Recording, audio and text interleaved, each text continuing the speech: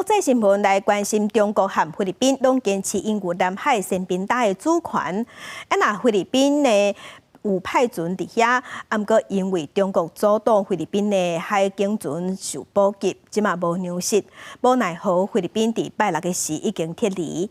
虽讲菲律宾讲因会阁另外派船只过去，不过即嘛迄片海域已经互中国封锁。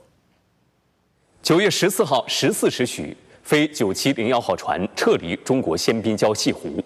中国的官方媒体报道讲，一直留伫南沙群岛仙宾岛的菲律宾海警船14时主动撤离。迄当阵，国防发现讲船体有破空爆过的痕。菲律宾迄边发声明讲，菲律宾海警船经过5个月海上的航行，克服一大堆困难，完成使命。但是受到中方的船只阻挡粮食的运补，船员已经连续几礼拜敢来当食糜来之后，必须要登去母港接受医疗照顾，而且维修船只。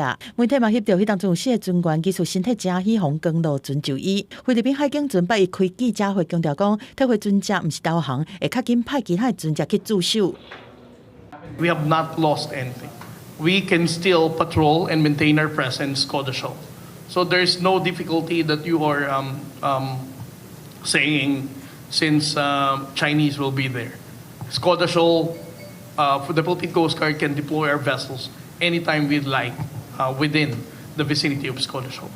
菲律宾、中国和台湾拢讲有仙宾岛的主权。今年4月，菲律宾指控中国伫仙宾岛屯海造地打造人工岛，所以因派出海警巡逻南部署伫当地，打算用船只靠搭伫仁爱岛的方式，共款安尼做固守仙宾岛。但中方无想要封闭落去嘛，派出海警船实施围权管控，双方才一摆发生小 A 的冲突，拢甲责任撒给对方。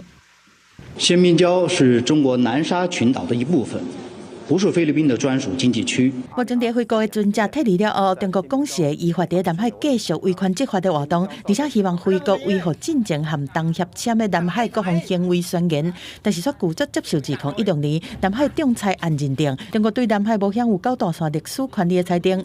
美国方面是声援菲律宾，讲是拿菲国的船只、军队、飞行机伫太平洋，包括南海受到攻击，会帮助保卫菲律宾。分析认为讲，南海主权的争端是歹化解，恐惊嘛是变作各方利益冲突继续角力的场域。